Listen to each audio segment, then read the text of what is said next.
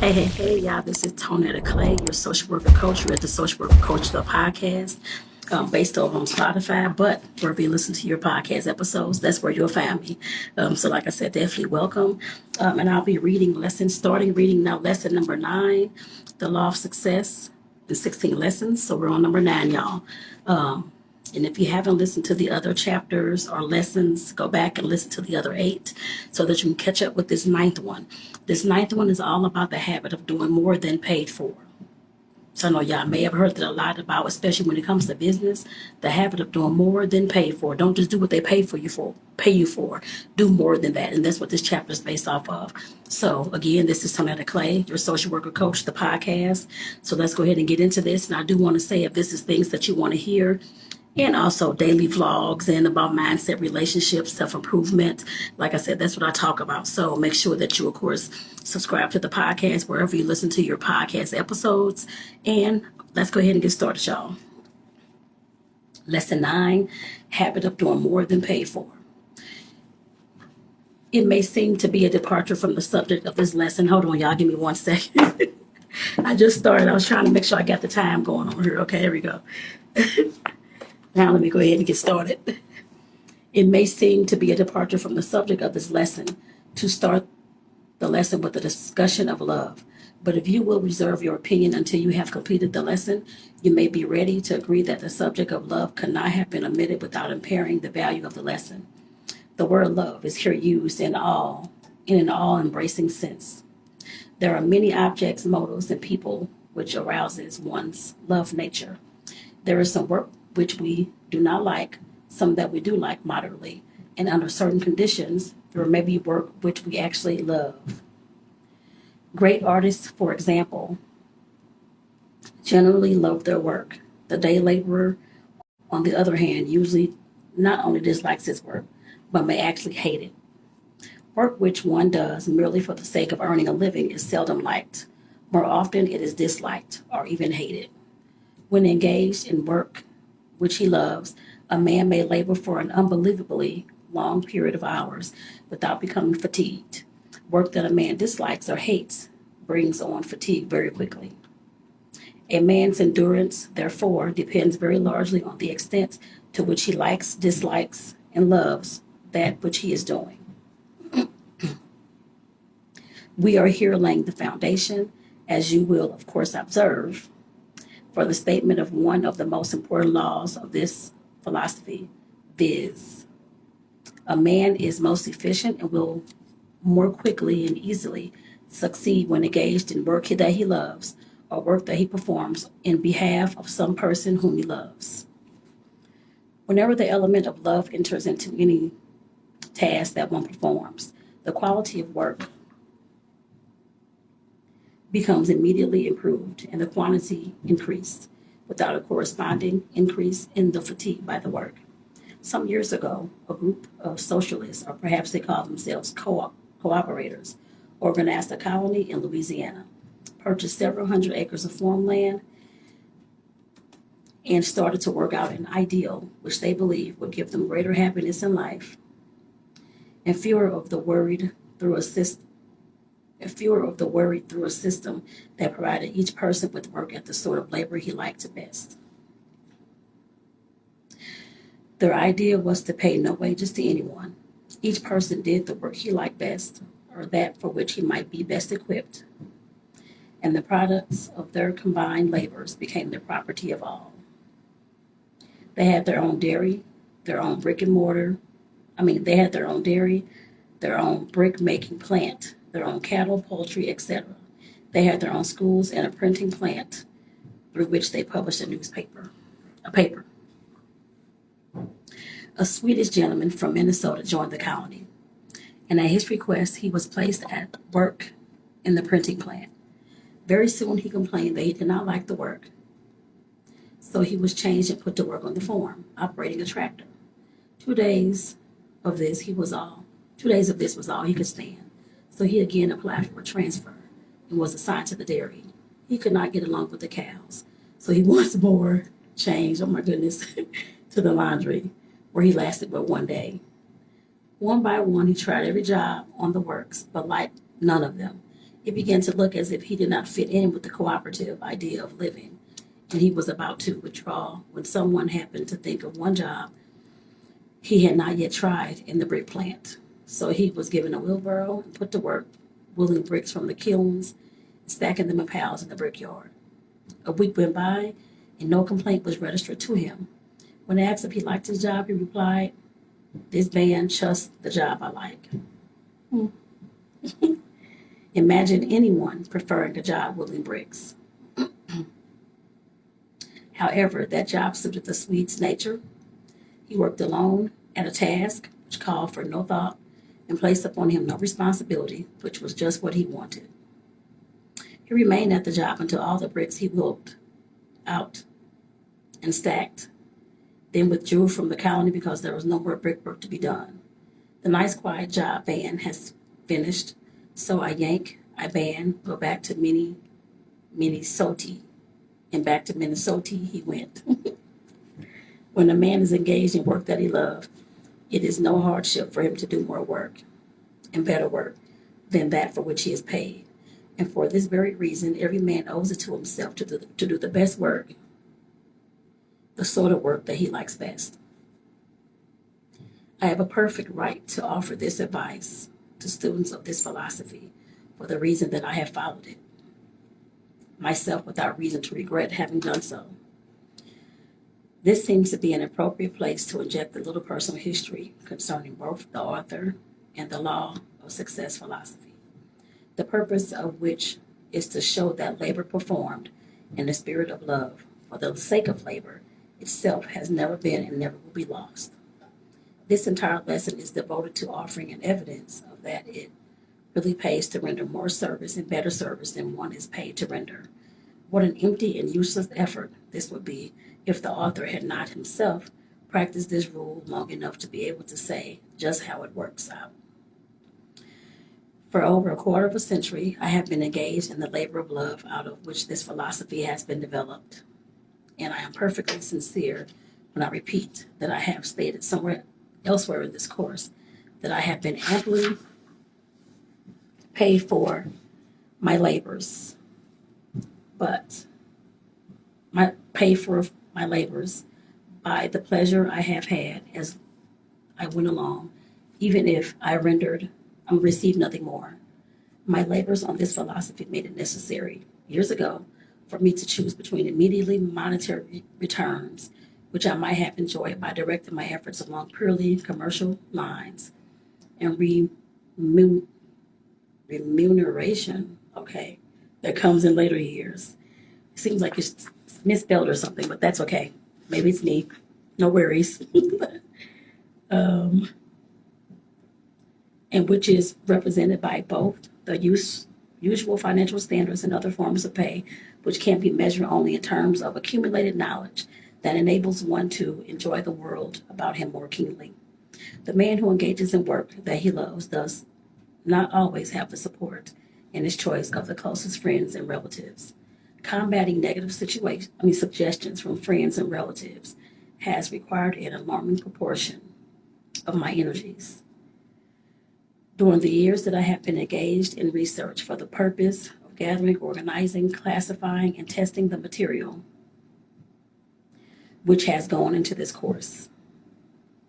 These personal references are made solely for the purpose of showing the students of this philosophy that seldom, if ever, can one hope to engage in the work one loves best without meeting with obstacles of some nature.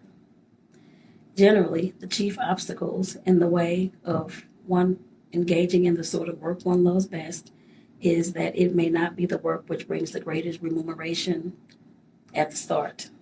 To offset this advantage, however, the one who engages in this sort of work he loves is generally rewarded with two very decided benefits. Namely, first, he usually finds in such work the greatest of all rewards, happiness, which is priceless.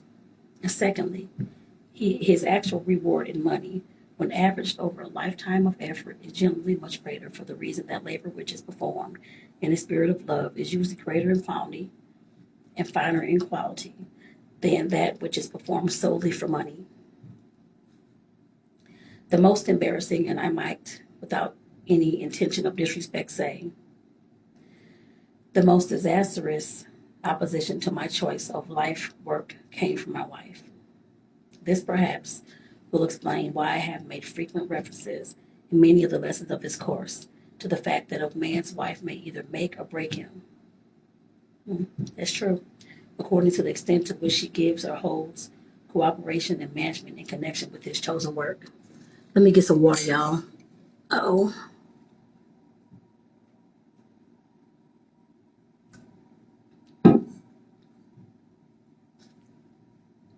My wife's idea was that I should accept a salary position that would ensure a regular monthly income because I had shown by the few salary positions I had held that I had marketable ability, which should command an income of from 6,000 to 10,000 a year without any very great effort on my part. In a way, I saw my wife's point of view and was in sympathy with it because we had young growing children coming on who needed clothes and education, and a regular salary, even though it were not large, seemed to be a necessity. Despite this logical argument, however, I chose to override my wife's counsel. Came then to her rescue the combined forces of her family and mine. Collectively, they charged me head on with what amounted to a command to write about face and settle down on a salary basis. Studying other people might be all right for a man who had the time to spend in this unprofitable manner. They reasoned, but for a young married man with a growing family, this seemed hardly the thing to do. But I remained adamant. I had made my choice and I was determined to stand by it. The opposition did not yield to my viewpoint, but gradually, of course, it melted away. Meanwhile, the knowledge that my choice had worked at least a temporary hardship on my family, combined with the thought that my dearest friends and relatives were not in harmony with me, greatly increased my labors. Fortunately, not all my friends believed my choice was unwise. There are a few friends who not only believe I was following a course that would ultimately bring me out somewhere near the top of the mountain of useful achievement, but in addition to believing in my plans, they actually went out of their way to encourage me not to be whipped by either adversity or the opposition of relatives. Of this small group of faithful ones who gave me courage at a time when it was needed badly, perhaps one man should have the fullest credit, and this man is Edwin C. Barnes, a business associate of Thomas A. Edison. Excuse me, y'all, I had a yawn. Mr. Barnes became interested in my chosen work nearly 25 years ago, and I owe it to him to state here that had it not been for his unwavering faith in the soundness of the law of success philosophy, I would have yielded to the persuasion of my friends and sought the way of least resistance via the salary route. This would have saved me much grief and an endless amount of criticism, but it would have wrecked the hopes of a lifetime. And in the end, I would, in all probability, have lost. Also, the finest and most desirable of all things, happiness. For I have been extremely happy in my work, even during the periods when the remuneration it brought me could be measured by nothing but a mountain of debts, which I could not, for the moment, pay.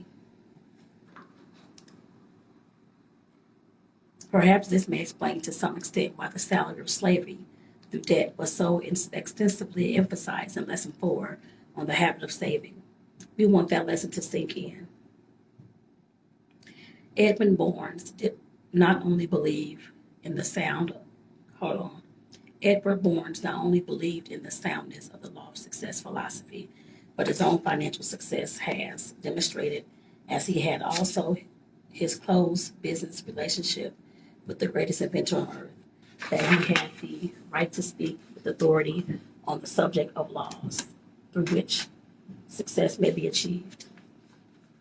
I began my work of research with the belief that success could be attained by anyone with reasonable intelligence and a desire to succeed by following certain, then by me unknown rules of procedure.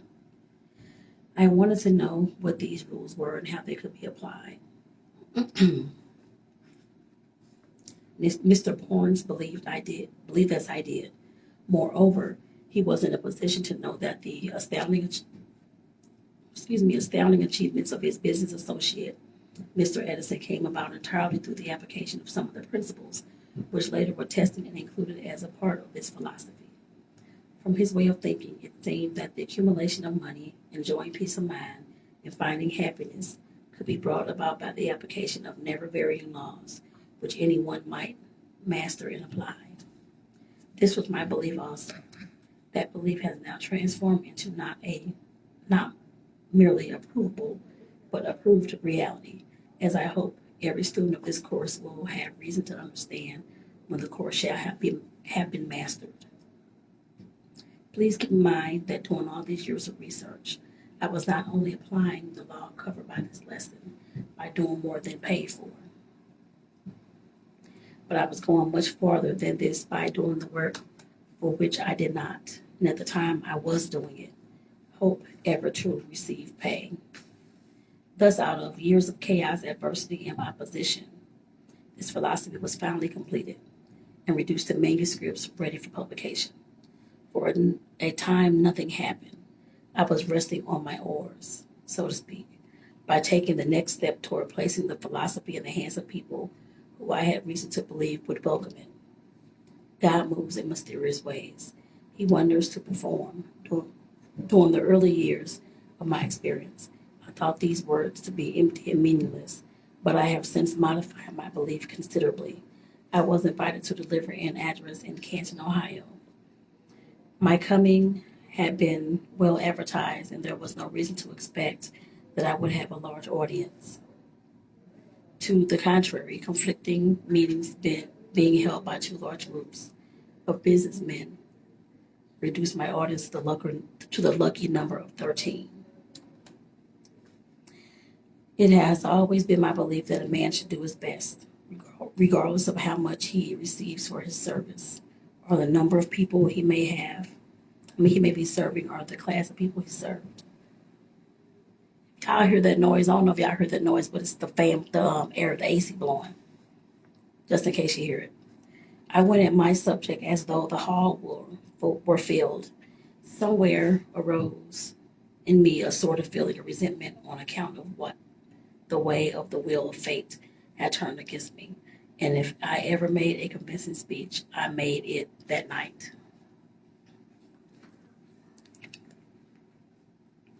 Down deep in my heart, however, I thought I had failed. I did not know until the next day that I was making history the night before that was destined to give the law of success philosophy its first real impetus. One of the men who sat in my audience as one of the 13 was the late Don R. Mellett, who was the publisher of the Canton Daily News. Brief reference to whom I made in the introductory lesson of this course. After I had finished speaking, I slipped out the back door and returned to my hotel, not wanting to face any of my 13 victims on the way. The next day, I was invited to Mr. Millett's office, inasmuch as it was he who had taken the initiative by inviting me to see him. I left it to him to do most of the talking. He began in something like this fashion. Would you mind telling me your entire life story from the days of your early childhood up to the present? That's a lot for everybody. I told him I would do so if he could stand the burden of listening to so long a narrative. He said he could, but before I began, he cautioned me not to omit the unfavorable side. What I wish you to do, he said, is to mix the fat with the lean and let me take a look at your very soul. Not from its favorable side, but from all sides. For 3 hours, I talked while my lap listened. I omitted nothing, told him of my struggles, of my mistakes, of my impulses to be dishonest when the tides of fortune swept against me too swiftly, and of my better judgment, which prevailed in the end, but only after my conscience and I had engaged in prolonged combat. I told him how I conceived the idea of organizing the law of success philosophy, how I had gone about gathering the data that had gone into the philosophy of the test I had made, which resulted in the elimination of some of the data and the retention of other parts of it. After I had finished, Millett said, I wish to ask you a very personal question. I hope you will answer it as frankly as you have told the remainder of your story. Have you accumulated any money from your efforts? And if not, do you know why? You have not. No, I replied. I have accumulated nothing but experience and knowledge and a few debts. And the reason, while it may not be sound, is easily explained. The truth is that I have been so busy all these years in trying to eliminate some of my own ignorance so I could intelligently gather and organize the data that have gone into the law of success philosophy that I have had neither the opportunity nor the inclination to turn my efforts to making money. The serious look on Don Millet's face, much to my surprise, softened to a smile as he laid his hand on my shoulder and said, I knew the answer before you stated it, but I wondered if you knew. You probably know that you are not the only man who has had to sacrifice immediately monetary remuneration, I'll look that word up, y'all, for the sake of gathering knowledge. For in truth, your experience has been that of every other philosopher from the time of Socrates down to the present. And y'all, I'm going to stop there. I just want to read at least a little bit. But of course, the rest of the chapter is coming. I put it that way. So you'll be hearing that in a few seconds. But like I said, I want to stop there just to let you all know that this, of course, is Tonetta Clay from the Social Worker Coach, the podcast. And like I said again, I'm a social worker and a certified life coach. So things like this, like the law of success, sometimes I'm going to read books like this because this helps with self-improvement and personal development. And it helps you, of course, open up your mind to something different and to hear words from somebody who's lived some of the experiences that you may have experienced or who have not had the experience that you may have had, especially when it comes to the world of business, because he's talking about business in here a lot. But like I said, I hope this is helping somebody. Like I said again, this is Tonetta Clay from the Social Worker Coach podcast, and I do want to let you know that this podcast episode is sponsored by, of course, Speak Your Truth Life Coaching. And to let you know, like I said, I am a certified life coach, so I do have a few slots that's open right now. So if you're needing some work with self-improvement, trying to improve yourself in the areas of what your mindset, relationships are, and our resiliency, the way you bounce back from adversity, make sure that you get at your girl and let me know. The link will be in the description of this podcast episode. And it's a video episode, so if you're looking at this on YouTube, it'll be there. And of course, on the podcast, wherever you're looking at it at, it will be there as well. So like I said, reach out to your girl. If you know somebody that needs the assistance, you can share this with them. Make sure you share this out with somebody else that may need this, so that they can hear this as well. So let's go ahead and get back into the lesson. All right, y'all, we're back. I had to take a little break. That's why y'all notice I have on a totally different outfit. So let's go ahead and get back into this, y'all. This is lesson number 9, doing more than what's paid for. So picking it right back up where I just left off. Those words fell as the sound of music upon my ears. I had made one of the most embarrassing admissions of my life. I had laid my soul bare, admitting temporary defeat at almost every crossroad which I had passed in my struggles. And I had capped all this off by admitting that an exponent of the law of success was himself a temporary failure. How incongruous it seemed. I felt stupid, humiliated. I can't get that word out, y'all. Humiliated. Oh my goodness. And embarrassed as I sat in front of the most searching pair of eyes and the most inquisitive man I had ever met. The absurdity of it all came over me like a flash. The philosophy of success, created and broadcasted by a man who was obviously a failure. This thought struck me so forcibly that I expressed it in words. What? Millet exclaimed, a failure. Surely you know the difference between failure and temporary defeat, he continued. No man is a failure who creates a single idea, much less an entire philosophy, that serves to soften the disappointments and minimize the hardships of generations yet born. I wondered what was the object of this interview. My first conjecture was that Millet wanted some facts on which to base an attack in his newspaper on the law of success philosophy. Perhaps this thought grew out of some of my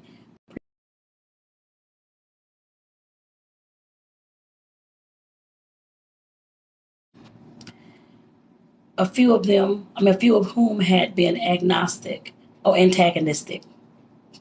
I Okay, Lord, towards me. What is going on today, y'all? Today is Friday. That's probably why. Goodness gracious. At any rate, I decided at the outset of the interview to give him the facts without embellishment. Come from it would it what would. At any rate, I decided at the outset of the interview to give him the facts without embellishment. Come from it what would. Okay. Before I left Millet's office, we had become business partners, with the understanding that he would resign as publisher of the Canton Daily News and take over the management of all my affairs as soon as this could be arranged. Meanwhile, I began writing a series of Sunday feature page editorials, which were published in the Canton Daily News based upon the Law of Success philosophy. One of the editorials, the one entitled Failure, which appears in the back of one of the lessons of this course, came to the attention of Judge Elbert H. Gary, who was at that time the chairman of the board of United States Steel Corporation. This resulted in the opening of communication between Millet and Judge Gary, which in turn led to Judge Gary's offer to purchase the Law of Success course for the use of the employees of the Steel Corporation in the manner described in the introductory lesson. The tides of fortune had begun to turn in my favor. The seeds of service which I had been sowing over a long period of toilsome years by doing more than paid for were beginning to germinate at last. Despite the fact that my partner was assassinated before our plans had much more than started, and Judge Gary died before the Law of Success philosophy could be written so it conformed to his requirements, the love labor lost on the fateful night when I spoke to an audience of 13 in Canton, Ohio, started a chain of events which now move rapidly without thought or effort on my part. It is no abuse of confines to enumerate here a few of the events which show that no labor of love is ever performed at a total loss, and that those who render more service and better service than that for which they are paid sooner or later receive pay for much more than they actually do. As this lesson is ready to go to the publisher, some of the following well-known concerns are considering favorably the purchase of the Law of Success course for all employees, while others have actually arranged for the purchase of the course.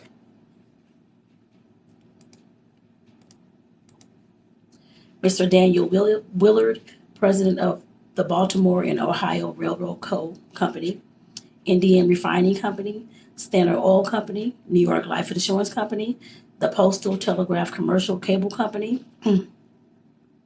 the Pierce Arrow Motor Car Company, the Cadillac Motor Car Company, and some 50 other concerns of a similar size.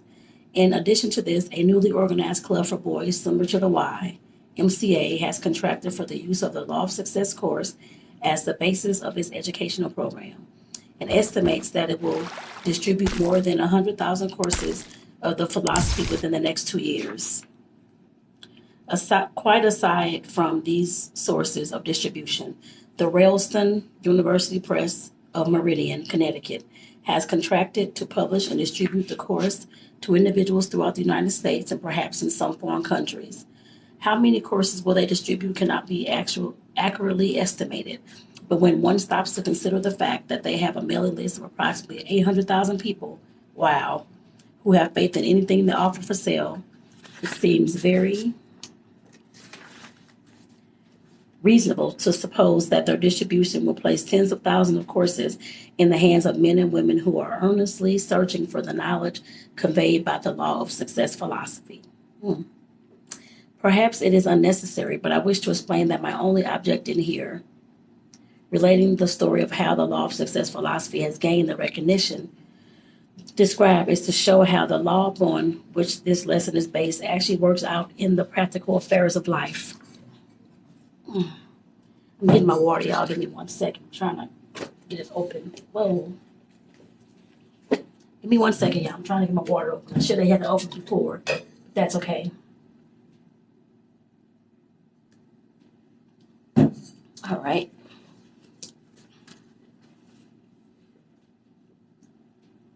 If I could have made this analysis without the use of personal pronoun, I would have done so. With this background of history concerning the law of success philosophy as a whole, and this lesson in particular, you are better prepared to accept as sound the law on which this lesson is based. There are more than a score of sound reasons why you should develop the habit of performing more service and better service than that for which you are paid, despite the fact that a large majority of the people are not rendering such service. Definitely put some ideas in my mind. Hope it does for you too. There are two reasons, however, for rendering such service, which transcend in importance all the others, namely, first, by establishing a reputation as being a person who always renders more service and better service than that which you're paid for. You will benefit by comparison with those around you who do not render such service, and the contrast will be so noticeable that there will be keen competition for your services no matter what your life work may be. It would be an insult to your intelligence to offer proof of the soundness of this statement because it is obviously sound. Whether you are preaching sermons, practicing law, writing books, teaching school, or digging ditches, you will become more valuable and you will be able to command greater pay the minute you gain recognition as a person who does more than what he is paid. Second, by far the most important reason why you should render more service than that for which you are paid. A reason that is basic and fundamental in nature may be described in this way. Suppose that you wish to develop a strong right arm, and suppose that you try to do so by tying the arm to your side with a rope, thus taking it out of use and giving it a long rest. Would this use bring strength, or would it bring atrophy and weakness, resulting finally in your being compelled to have the arm removed? You know that if you wish a strong right arm, you could develop such an arm only by giving it the hardest sort of use. Take a look at the arm of a blacksmith. If you wish to know how an arm may be strong, maybe made strong. Out of resistance comes strength. The strongest oak tree of the forest is not the one that is protected from the storm and hidden from the sun, but it is the one that stands in the open, where it is compelled to struggle for its existence against the winds and rains and the scorching sun. It is through the operation of one of nature's unvarying laws that struggle and resistance develop strength. And the purpose of this lesson is to show you how to harness this law and so use it that it will aid you in your struggle for success. By performing more service and better service than that for which you are paid, you not only exercise your service rendering qualities and thereby develop skill and ability of an extraordinary sort, but you build a reputation that is valuable. If you form the habit of rendering such service, you will become so adept in your work that you can command greater remuneration than those who do not perform such service. You will eventually develop sufficient strength to enable you to remove yourself from any undesirable station in life, and no one can or will desire to stop you. If you are an employee, you can make yourself so valuable through this habit of performing more service than that for which you are paid, that you can practically set your own wages, and no sensible employer will stop you. If your employers should be so unfortunate as to try to withhold from you the compensation to which you are entitled, this will not long remain as a handicap because other employees will discover this unusual quality and offer you employment. The fact that most people are rendering as little service as they can possibly get by with serves as an advantage to all who are rendering more service than that for which they are paid, because it enables all who do this to profit by comparison. You can get by if you render as little service as possible, but that is all you will get. And when work is slack and retrenchment sets in, you will be one of the first to be dismissed. For more than 25 years, I have carefully studied men with the object of ascertaining why some achieve noteworthy success while others with just as much ability do not get ahead. And it seems significant that every person whom I have observed applying this principle of rendering more service than that which he paid for was holding a better position and receiving more pay than those who merely perform sufficient service to get by with. Personally, I never received a promotion in my life that I could not trace directly to recognition that I had gained by rendering more service and better service than that for which I was paid. I am stressing the importance of making this principle a habit as a means of enabling an employee to promote himself to a higher position. with greater pay for the reason that this course will be studied by thousands of young men and young women who work for others. However, this principle applies to the employer or to the professional man or woman just the same as the employee. Observance of this principle brings a twofold reward. First, it brings the reward of greater material gain that enjoyed by those who do not deserve it or observe it. And second, it brings the reward of happiness and satisfaction, which comes only to those who render such service. I'm knocking stuff over, y'all. Goodness gracious. Not where am I? Oh, if you receive no pay except that which comes in your pay envelope, you're underpaid, no matter how much money that envelope contains. My wife has just returned from the public library with a book for me to read. The book is entitled Observation: Every Man His Own University by Russell H. Conwell. By chance, I opened the book at the beginning of the chapter entitled Every Man's University, and as I read it through, my first impulse was to recommend that you go to the public library and read the entire book. But upon second thought, I will not do this. Instead, I would recommend that you purchase the book and read it not once, but 100 times, because it covers the subject of this lesson as though it had been written for that purpose. Covers it in a far more impressive manner than I could. The following quotation from the chapter entitled Every Man's University will give you an idea of the golden nugget of truth to be found throughout the book. The intellect can be made to look far beyond the range of what men and women ordinarily see. But not all colleges in the world can alone confer this power. This is the reward of self-culture. Each must acquire it for himself, and perhaps this is why the power of observing deeply and widely is so much often found in those men and women who have never crossed the threshold of any college but the University of Hard Knocks. Read that book as part of this lesson because it will prepare you to profit by the philosophy and psychology upon which this lesson was built. I have to find that book. And if you have read that book or know of that book, leave me a comment and let me know your thoughts of it. We will now analyze the law upon which this entire lesson is founded, namely the law of increasing returns. Let us begin our analysis by showing how nature employs this law in behalf of the tillers of the soil. The former carefully prepares the ground and sows his wheat and waits while the law of increasing returns bring back the seed he has sown, plus a many-fold increase. But for the law of increasing returns, man would perish because he could not make the soil produce sufficient food for his existence. There will be no advantage to be gained by sowing a field of wheat, and the harvest yield did not return more than what was sown. With this vital tip from nature, which we may gather from the wheat fields, let us proceed to appropriate this law of increasing returns and learn how to apply it to the service we render, to the end that it may yield returns in excess of and out of proportion to the effort put forth. First of all, let us emphasize the fact that there is no trickery or chicanery connected with this law, although quite a few seem not to have learned this great truth, judging by the number who spend all their effort either trying to get something for nothing or something for less than its true value.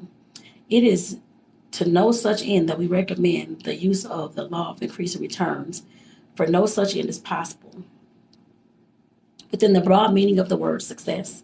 Another remarkable and noteworthy feature of the law of increasing returns is the fact that it may be used by those who purchase service with as great returns as it can be by those who render service. For proof of which we have but to study the effects,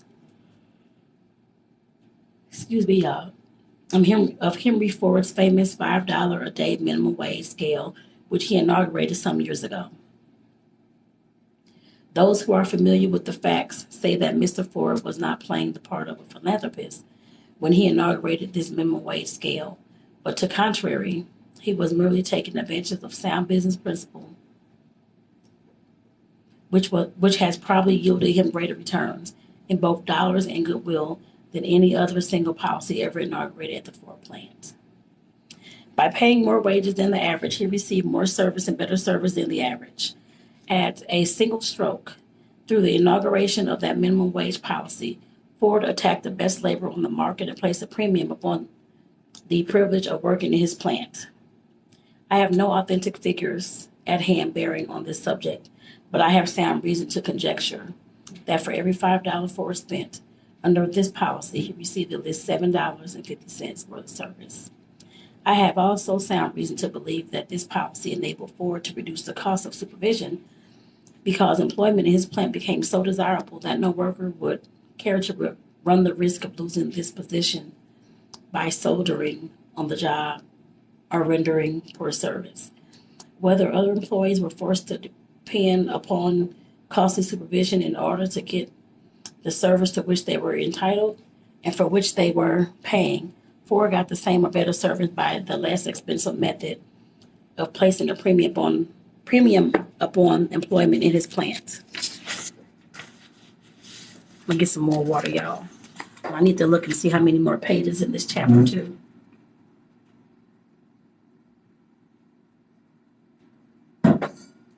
Alrighty. Just give me 1 second, y'all. I'm just curious to know how many pages left in the chapter. So I know these chapters after a while get long, like 30-some pages, so I'm trying to see. Just bear with me, y'all. Bear with me, bear with me. Okay. Oh, wow, there's 20 more pages. Okay. Alrighty.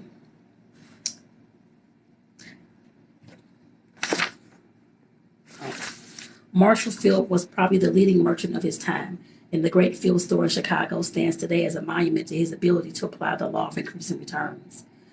A customer purchased an expensive lace waist at the Field store but did not wear it. 2 years later, she gave it to her niece as a wedding present.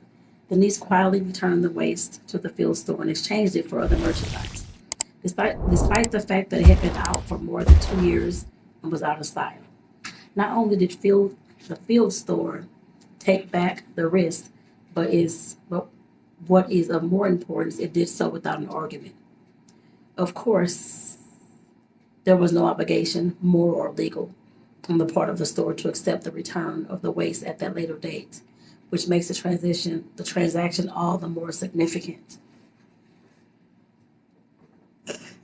Oh yeah, I've had a rough night, so I'm woke. Trust me, I'm woke. I'm putting this book down because it's hurting my hands to hold it up. The waste was originally priced at $50, and of course it had to be thrown on the bargain counter and sold for whatever it would bring. But the keen student of human nature will understand that the Field store not only did not lose anything on the waste, but it actually profited by this transaction to an extent that cannot be measured in mere dollars. The woman who returned the waste knew that she was not entitled to a rebate. Therefore, when the store gave her that which she was not entitled, the transaction won her a permanent customer. But the effect of the transaction did not end here. It only began. For this woman spread the news of the fair treatment she had received at the Field store, far and near. It was the talk of the woman who sat. It was the talk of the women of her set for many days, and the Field store received more advertising from the transaction than it could have purchased in any other way, with 10 times the value of the waste.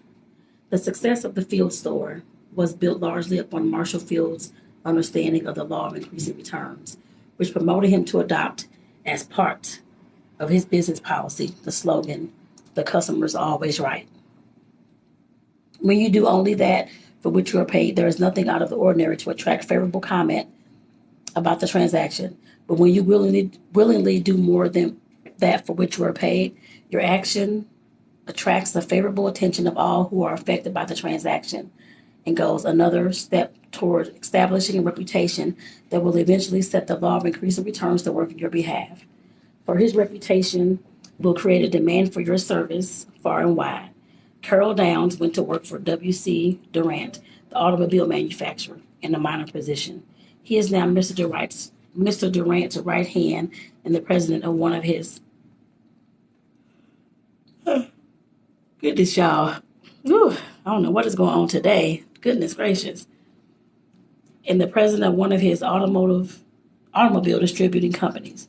He promoted himself into this profitable position solely through the aid of the law of increasing returns, for which he put into operation by rendering more service and better service than for which he was paid. In a recent visit with Mr. Downs, I asked him to tell me how he managed to gain a promotion so rapidly. In a few brief sentences, he told me the whole story. I went to work for Mr. Durant. I noticed that he always remained at the office long after all the hours the others had gone home for the day, and I made it my business to stay there also. Mr. Durant, no one had asked me to stay, but I thought someone should be there to give Mr. Durant any assistance he might need. Often he would look around for someone to bring him a letter or file or render some other trivial service, and always found me there ready to serve. He got into the habit of calling on me. That is about all there is to the story. He got into the habit of calling on me. Read that sentence again, for it is full of meaning of the richest sort. Why did Mr. Durant get into the habit of calling Mr. Downs?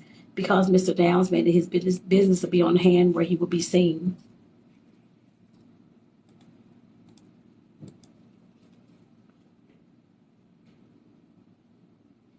He deliberately placed himself in Mr. Durant's way in order that he might render service that he would place the law of increasing returns back of him. What was he told to do this? No. Was he paid to do it? Yes. He was paid by the opportunity offered him to bring himself into the attention of the man who had it within his power to promote him. We are now approaching the most important part of this lesson, because this is an appropriate place at which to suggest that you might have some opportunity to make use of the law of increasing returns that Mr. Downs had, and you can go about the application of the law in exactly the same way that he did, by being on hand and ready to volunteer your services in the performance of work which others may which others may shirk because they are not paid to do it. Let me get some water.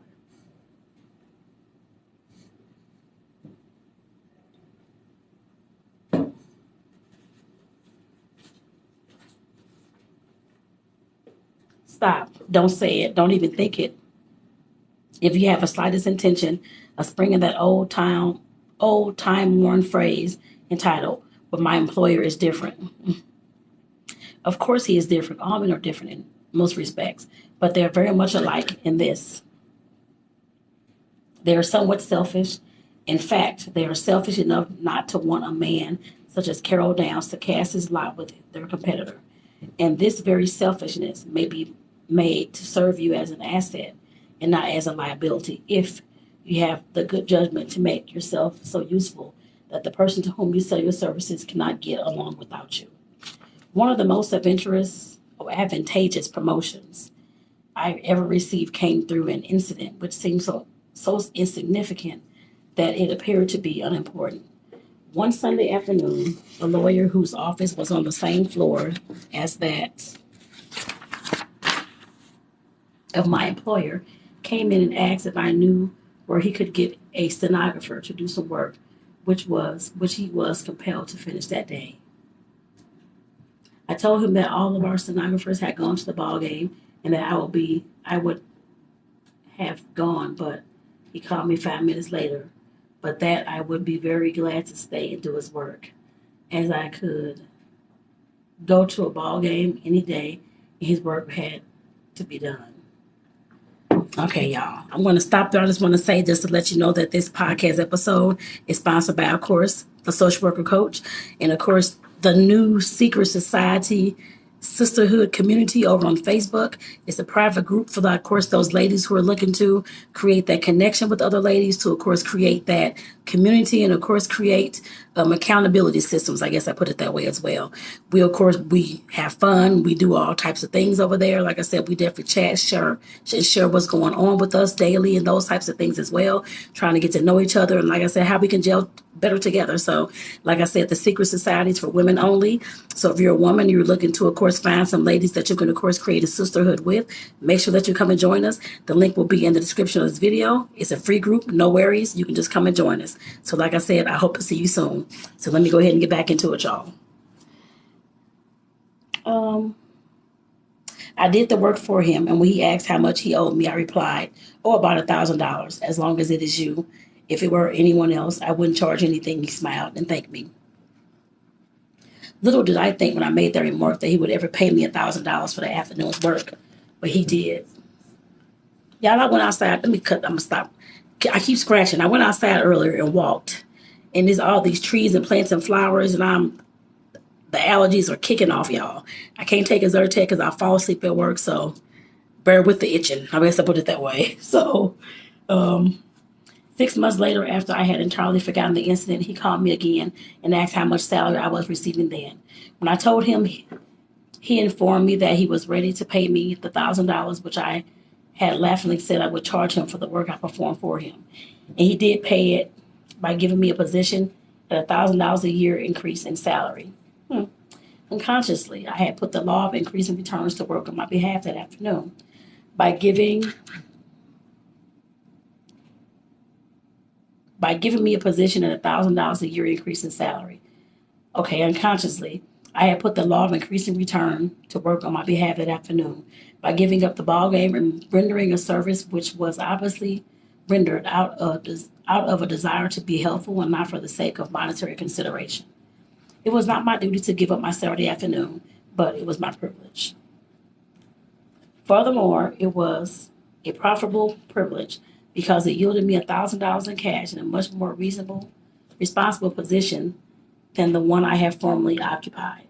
It was Carol Downs' duty to be on hand until the usual quitting time, but it was his privilege to remain at his post after the other workers had gone, and that privilege properly exercised brought him greater responsibilities and a salary that yielded him more in a year than he would have made in a lifetime in the position he occupied before he exercised the privilege.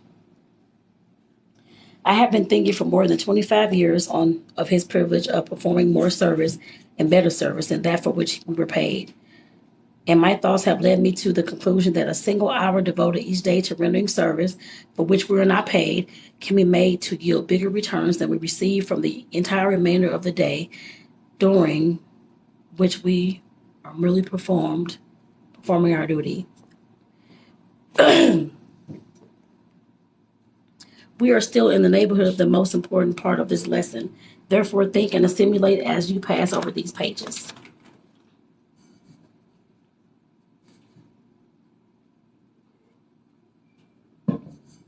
I had to take a water break, y'all. My throat was scratchy, too.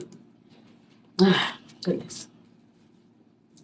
The law of increasing returns is no invention of mine, nor do I lay claim to the discovery of the principle of rendering more service and better service than paid for as a means of utilizing this law. I merely appropriated them after many years of careful observation of those forces which enter into the attainment of success, just as you will appropriate them after you understand their significance. You might begin this appropriation process now by trying an experiment which may easily open up your eyes and place back of your efforts powers that you did not know you possessed.